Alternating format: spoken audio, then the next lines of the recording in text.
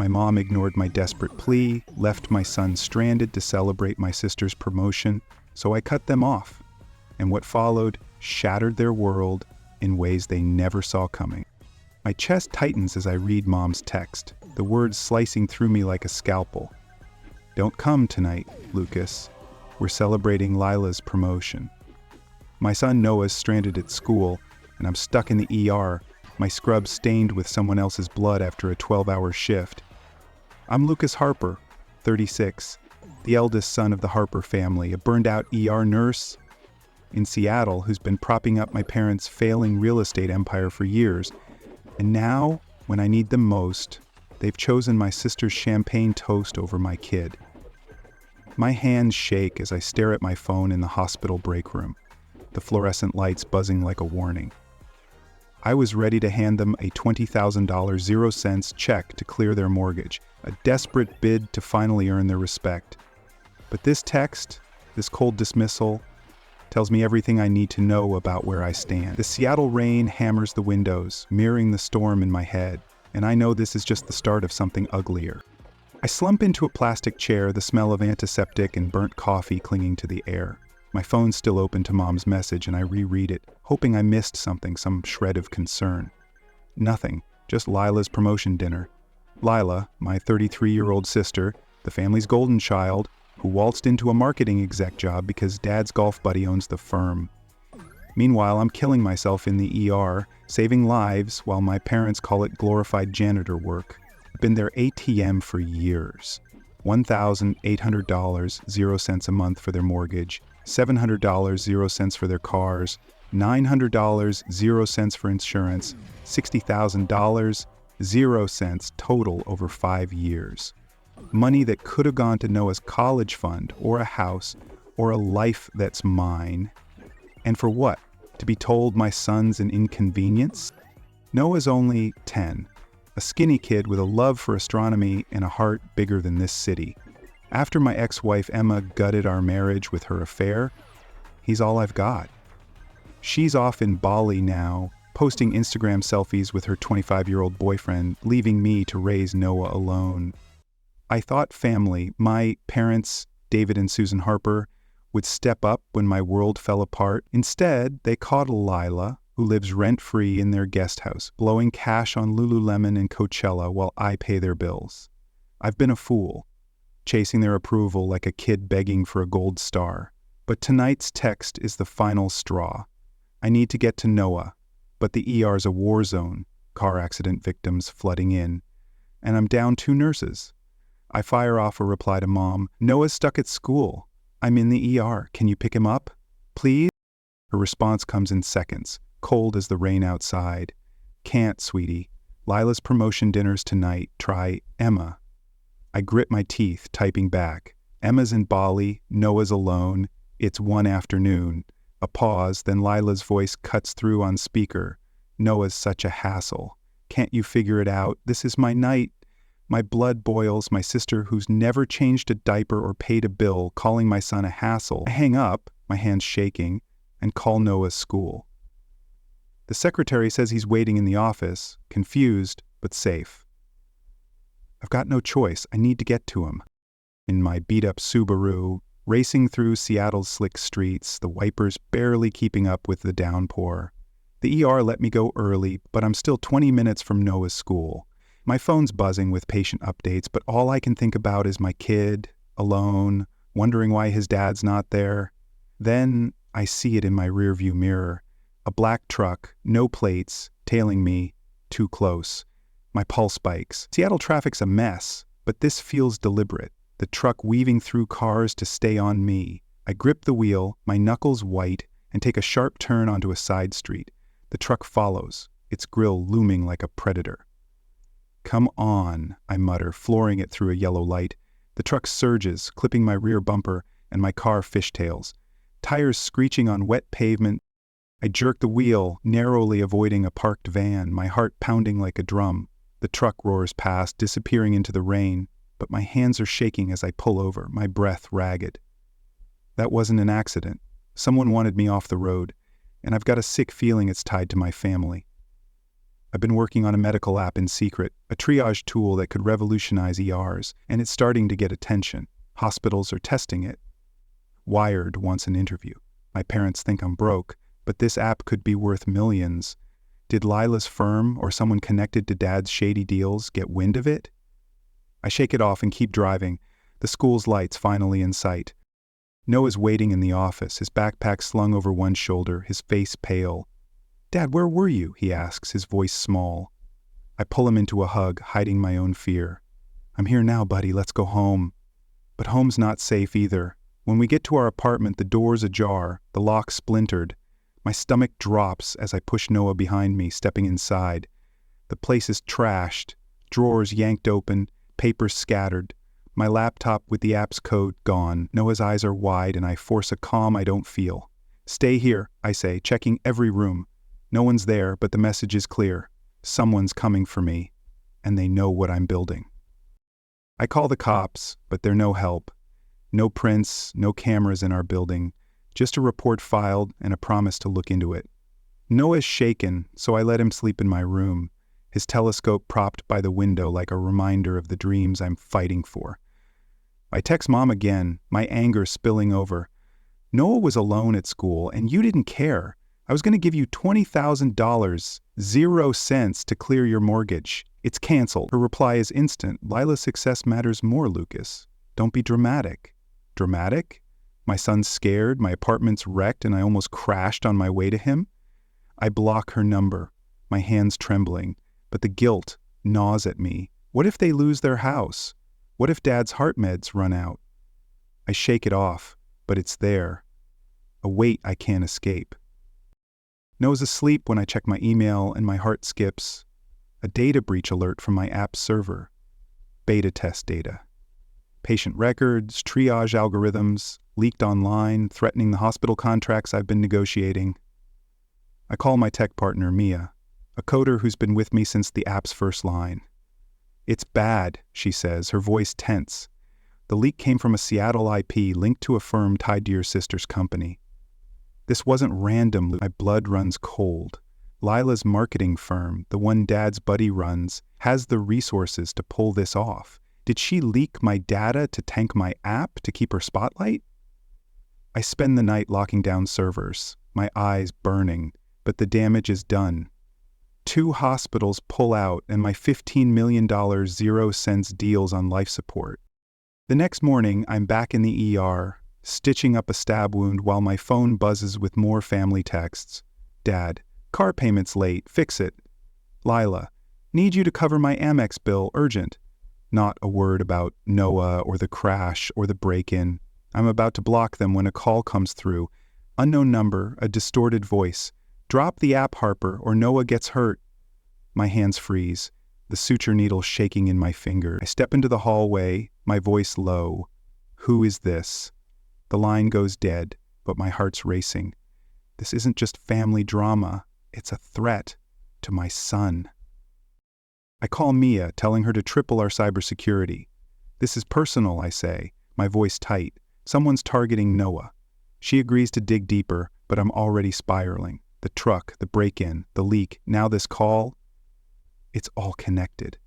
And my family's at the center. I've been paying their bills for years, hoping for a scrap of love, but they've used me, mocked me, and now they're threatening my kid. I'm done playing the good son. I call the bank and cancel every payment. $1,800 0 cents mortgage, $700 0 cents cars, $900 0 cents insurance, all of it. The relief is instant, like shedding a heavy coat. But I know they all come for me. That night, Noah's quiet, sketching constellations at the kitchen table. "Why don't Grandma and Grandpa like me?" he asks, his voice barely above a whisper. My heart breaks. He overheard Lila's hassle comment, and it's eating at him. "It's not you, buddy," I say, pulling him close. "They're just lost." But I'm not sure I believe it. I've spent years trying to be enough for them. Straight A student, paramedic hero, ER nurse. But they've always chosen Lila's charm over my sacrifices. I tuck Noah in, promising myself I'll shield him from their poison, no matter what it takes. The next day, I get a call from Aunt Rachel, the only family member who's ever checked on Noah without an agenda. Her voice is hushed, like she's afraid of being caught. "Lucas, Lila's not promoted." "She's on probation, botched a major campaign, nearly got fired. She's been faking her success using your money to keep up appearances. Your parents don't know. They think she's their ticket out of debt." I grip the phone, my mind racing. Lila, the star, a fraud? It explains the desperation, the sudden demands. "Thanks, Rachel," I say, my voice steady. I'm done with them. But as I hang up, a courier slips a note under my door. "You're abandoning your family, Lucas. Think of your father's health." Susan's handwriting, elegant and accusing. I crumple it, but the guilt creeps in, a familiar poison. I shake it off, focusing on Noah and my app. Wire just published a feature calling it a revolution in emergency care, and I'm not letting my family steal this from us. But they don't stop. The next week, I'm driving home from the ER when my brakes fail on a rainy Seattle bridge. The car skids, the guardrail looming, and I yank the emergency brake, stopping inches from a 50-foot drop into the Sound. My hands shake as I call a tow truck, and the mechanic's face is grim. "Brake lines were cut, man. Someone meant business." I don't call the cops, not yet. But I text Mia, "Check Lila's firm again. This is sabotage." Her reply chills me. "Found. A payment from their account to a known fixer. It's them, Lucas." I'm reeling, but the hits keep coming. Lila leaks a tabloid story. ER nurse's app a scam? It's nonsense, but it spooks my investors, and 3 more hospitals pause talks. Then another emergency text from Dad. "Your mother had a stroke. Call now." I verify with the hospital. No Susan Harper admitted. It's a lie, but it's working, fraying my nerves. I'm fighting on all fronts, my app, my son, my sanity, and they know it. And one night, I'm leaving the ER when I'm jumped in a hospital parking lot. 2 masked guys grab me, one pinning my arms, the other pressing a blade to my throat. "Kill the deal," he hisses, "or we come for your kid." I struggle, elbowing one in the ribs, but a fist catches my jaw and I hit the asphalt, pain exploding in my skull. Headlights flash and they bolt, leaving me bruised and gasping. I drag myself to my car, calling Mia. "They're after Noah," I say, my voice raw. "We need proof. Now." At home, Noah's asleep, unaware of the chaos. I clean my cuts, my mind racing. The truck, the break-in, the call, the brakes, the assault. It's all tied to my family. Lila's firm, Dad's desperation, Mom's lies. They're trying to break me before my app goes big. I hire a private investigator, lock down my apartment, and tell Noah we're going camping this weekend just to get him out of the city. He's excited, but I'm terrified, checking my rear view for that black truck. The next morning, Susan shows up at my apartment, banging on the door at 6 a.m. "Lucas, open up," she shouts. I let her in, keeping my distance. "What do you want, Mom?" She's all crocodile tears, her voice dripping with guilt. "How could you cut us off? Your father's heart meds, our mortgage. We'll lose everything. You're our son." "You left Noah stranded," I snap. "Lila called him a hassle while I was saving lives. I was going to give you $20,000 0 cents, but you chose her fake promotion over your grandson." Her eyes widen, but she pivots. Lila's under pressure. "We're proud of her. You're just reliable. You don't need us." "Reliable?"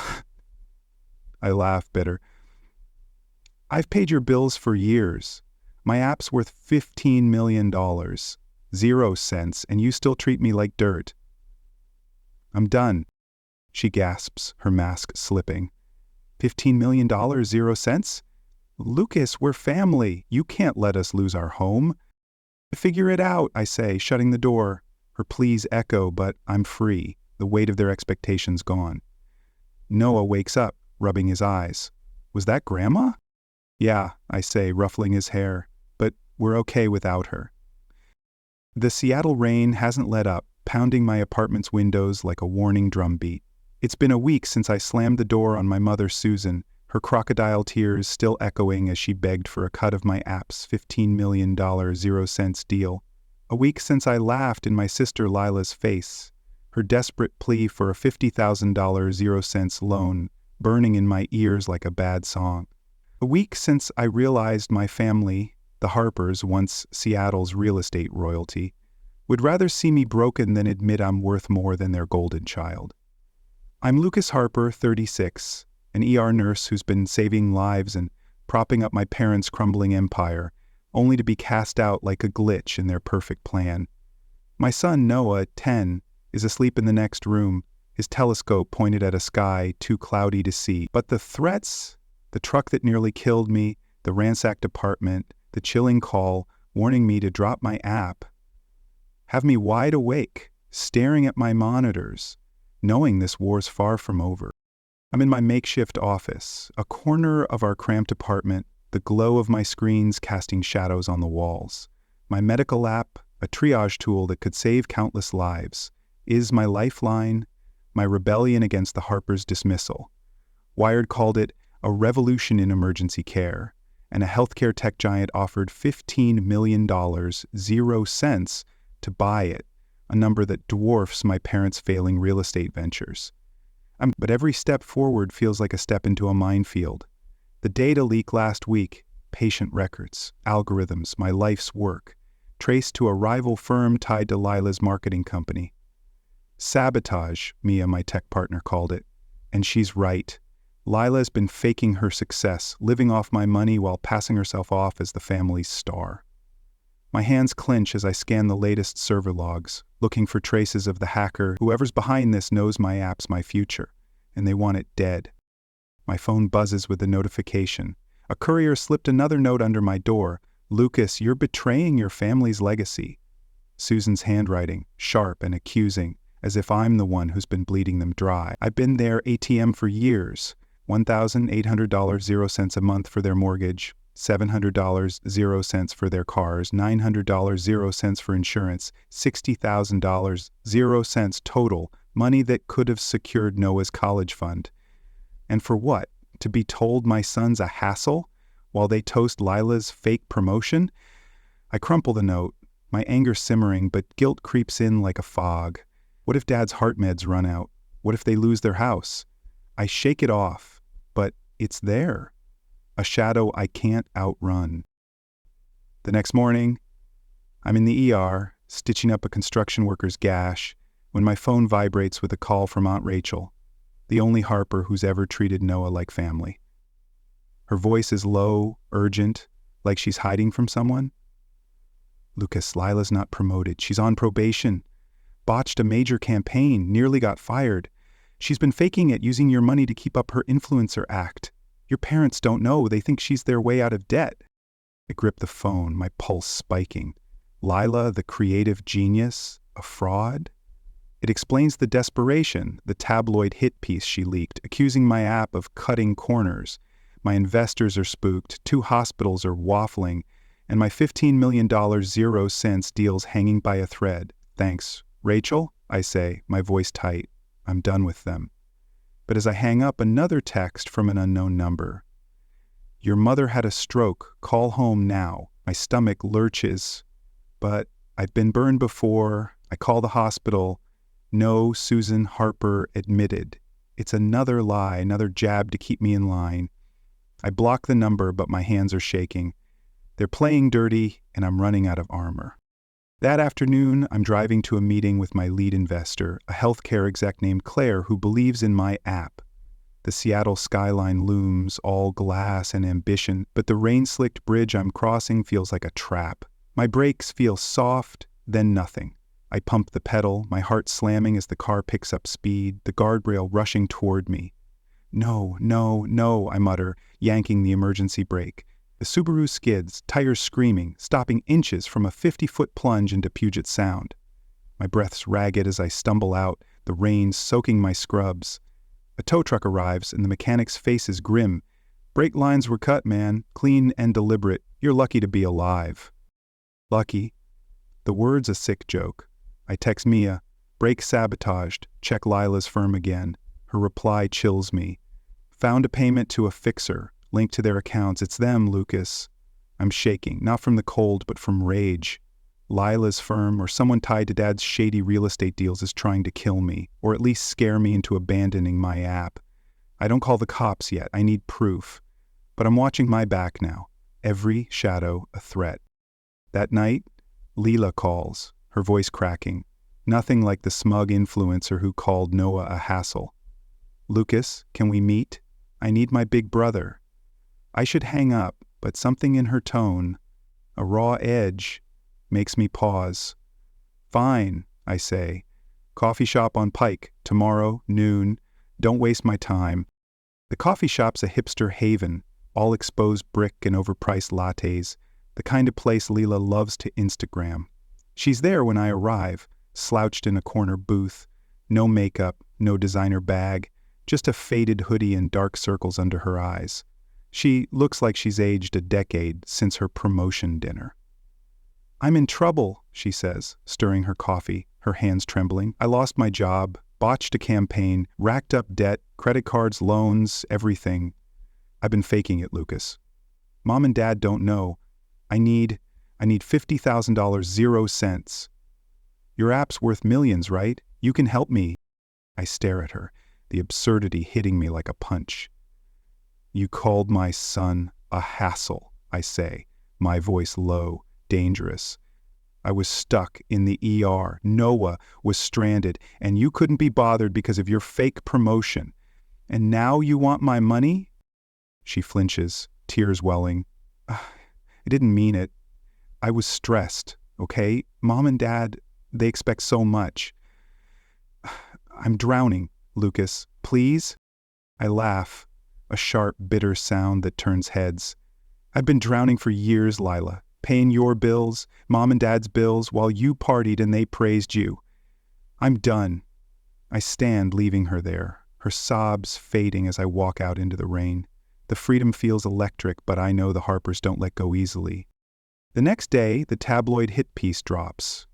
ER Nurses app, a dangerous scam. Lila's fingerprints are all over it, accusing my app of falsifying data, cutting corners. My investors panic, Claire's emails are frantic, and 3 hospitals pull out of beta testing. I'm on the phone with Mia trying to contain the damage when another fake emergency text lands. "Your mother had a stroke. Call now." I verify it's a lie, but it's wearing me down, each jab a reminder of their desperation. I'm fighting to save my app, my son, my sanity, and they're hitting me from every angle. Then, that night, I'm leaving the ER when it happens. 2 masked assailants grab me in the hospital parking lot, one pinning my arms, the other pressing a knife to my ribs. "Kill the deal," the bigger one growls, "or we come for your kid." I twist, slamming my elbow into his face, but the other lands a punch to my kidney, dropping me to the asphalt. Pain explodes through my side as I gasp, headlights flashing as a security guard's truck rolls by. The attackers bolt, leaving me bruised and bleeding. I drag myself to my car, calling Mia. "They threatened Noah," I say, my voice raw. "We need to end this." She's furious, her voice shaking. I'm digging deeper into Lila's firm. "There's a money trail, Lucas. We'll nail them." Back home, Noah's asleep, his telescope still pointed at the clouds. I clean my cuts, my mind racing. The truck, the break-in, the threatening call, the brakes, the assault. It's all connected, and Lila's firm is the common thread. But why? To keep me funding their lifestyle? To bury my app before it exposes their failure? I hire a private investigator, lock down our apartment with new cameras, and tell Noah we're staying with Mia for a few days, just to be safe. He's confused, but trusts me, his small hand in mine as we pack. The next morning, Susan shows up at Mia's place, banging on the door at dawn. "Lucas, open this door," she shouts, her voice a mix of rage and desperation. I let her in, keeping Noah behind me. "What do you want, Mom?" She's all theatrics, tears streaming. "How could you cut us off? Your father's heart meds. Our home. We'll be homeless." "You're our son." "You left Noah stranded," I snap, my voice cold. "Lila called him a hassle while I was saving lives. I was going to give you $20,000, 0 cents, but you chose her fake promotion over your grandson." Her eyes widen, and she pivots, her voice syrupy. "A misunderstanding, Lucas. We're proud of you.